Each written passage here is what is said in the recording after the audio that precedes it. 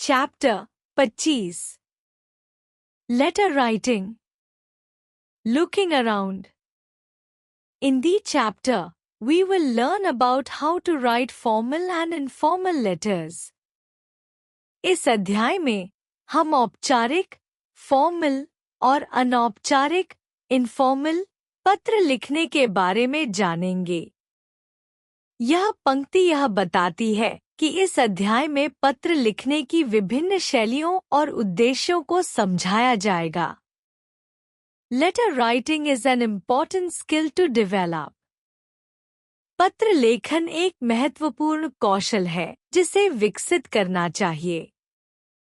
यह वाक्य पत्र लेखन की उपयोगिता को दर्शाता है।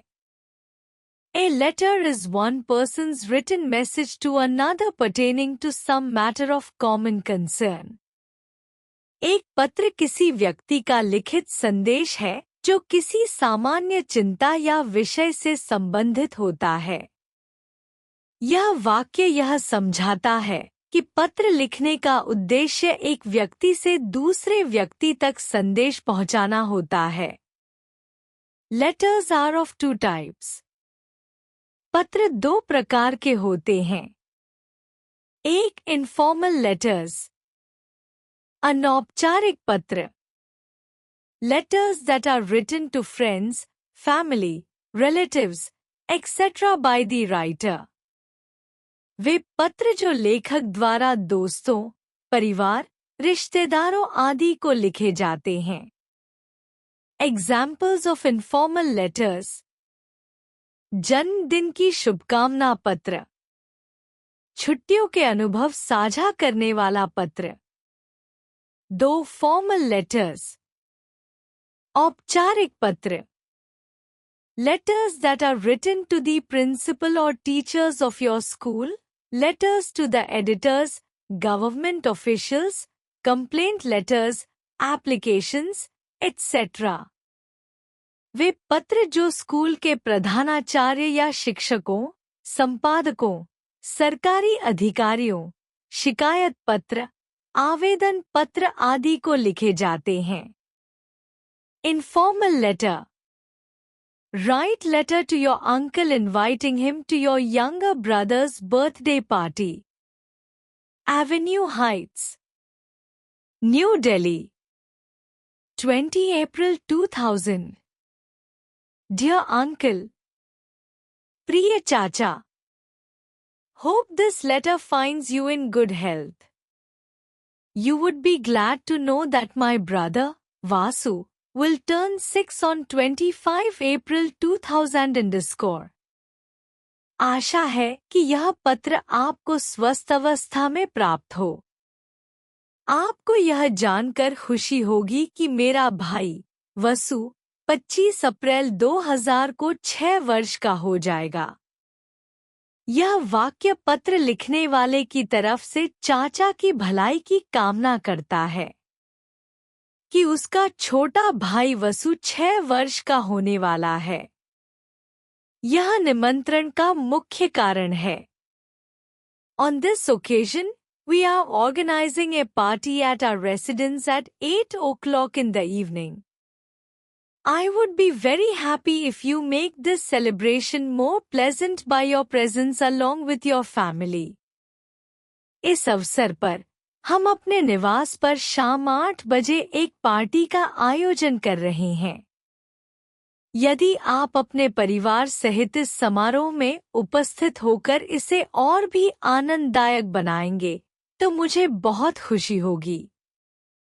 यह बताता है कि वसु के जन्मदिन के अवसर पर शाम 8 बजे घर पर पार्टी होगी। यहाँ पत्र लिखने वाला चाचा और उनके परिवार को आमंत्रित कर रहा है, जिससे समारोह और भी खुशहाल बनेगा। Looking forward to meeting you at the party.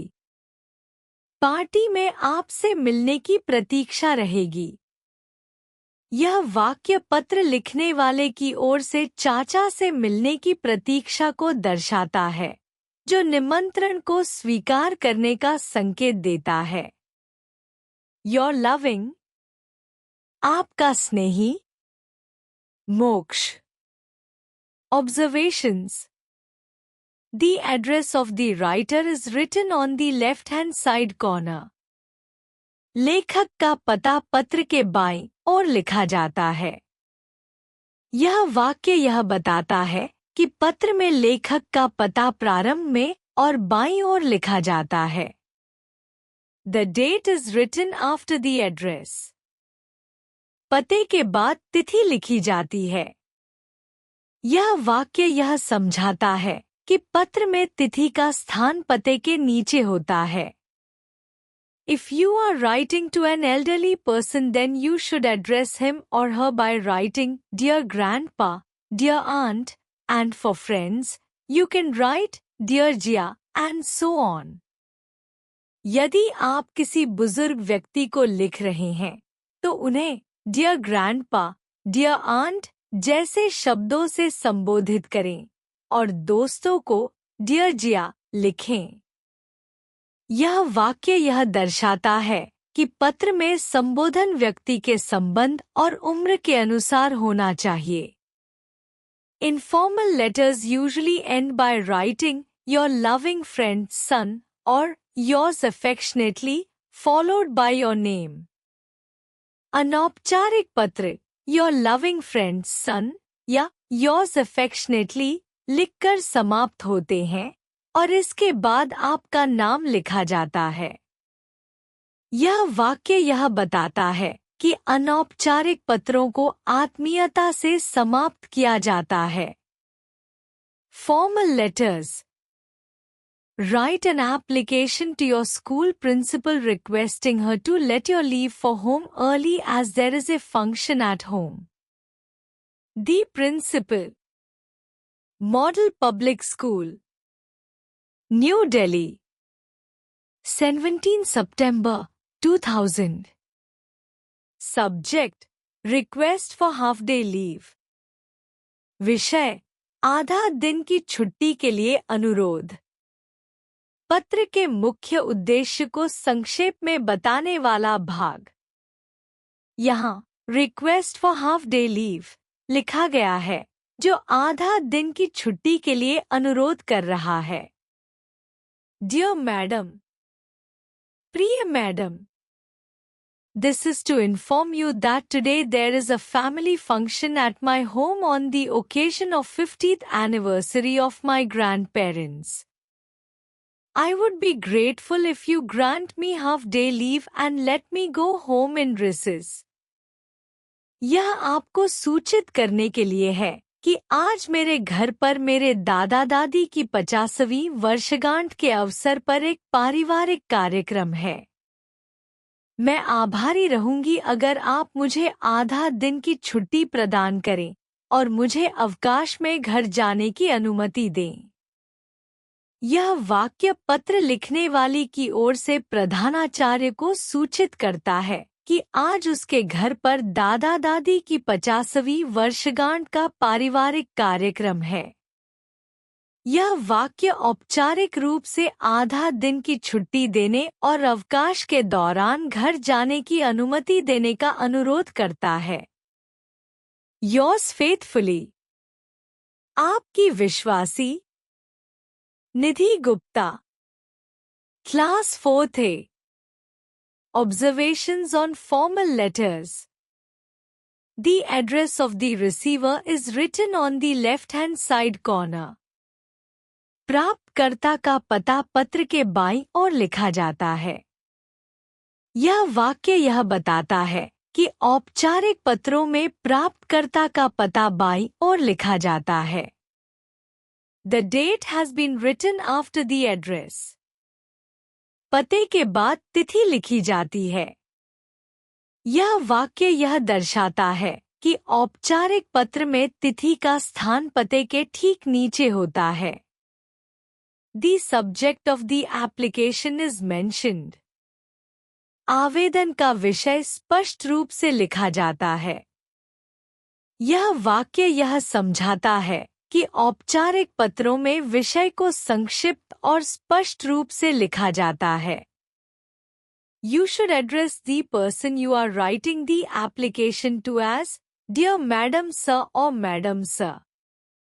आप जिसे आवेदन लिख रहे हैं उसे डियर मैडम सर के रूप में संबोधित करें। यह वाक्य यह बताता है कि औपचारिक पत्रों में संबोधन शिष्ट और औपचारिक होना चाहिए। You should end the application by writing yours faithfully or yours sincerely, followed by your name. आवेदन को yours faithfully या yours sincerely लिखकर समाप्त करें और उसके बाद अपना नाम लिखें। यह वाक्य यह स्पष्ट करता है कि औपचारिक पत्रों का समापन सम्मानपूर्वक किया जाना चाहिए। निष्कर्ष: इस अध्याय में पत्र लेखन लेटर राइटिंग के दो प्रमुख प्रकार औपचारिक पत्र फॉर्मल लेटर्स और अनौपचारिक पत्र इनफॉर्मल लेटर्स के स्वरूप, उद्देश्य और संरचना को समझाया गया है। अनौपचारिक पत्र मित्रों, परिवार और रिश्तेदारों को लिखे जाते हैं, जबकि औपचारिक पत्र प्रधानाचार्य, शिक्षकों, सरकारी अधिकारियों या संपादकों को किसी विशेष विषय के लिए लिखे जाते हैं। अध्याय में दिए गए उदाहरण और टिप्पणियां पत्र लेखन की सटीक संरचना को स्पष्ट करती हैं, जैसे लेखक और प्राप्तकर्ता के पते का स्थान, तिथि और विषय का उल्लेख, उपयुक्त संबोधन और समापन वाक्य। पत्र लेखन एक महत्वपूर्ण कौशल है जो संवाद को प्रभावी, सटीक और औपचारिक बनाता है। इस अध्याय में दोनों प्रकार के पत्रों की संरचना को समझकर पाठक अपनी लेखन क्षमता को बेहतर बना सकते हैं और विभिन्न संदर्भों में उपयुक्त पत्र लिखने में सक्षम हो सकते हैं।